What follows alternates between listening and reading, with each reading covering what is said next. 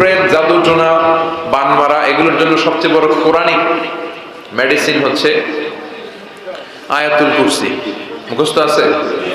আয়াতুল কুরসি পরে ফু দিলে জিনের বাদশাহ দৌড়, সব দৌড়। করবেন সবাই? আয়াতুল কুরসি পড়বেন। বিশ্বনবী কালিজিরা খেতে বলতেন। কি খেতে বলতেন? কালিজিরা। এটা শিফা মিন কুল্লি দা ইল্লা সাম। বিশ্বনবী বলেছেন মৃত্যু ছাড়া এই কালিজিরা সব রোগের মহৌষধ। এই কালিজিরা শুধু একটা রোগ থামাইতে পারে না, রোগটার নাম মৃত্যু। কোনো কিছু থামাইতে পারে?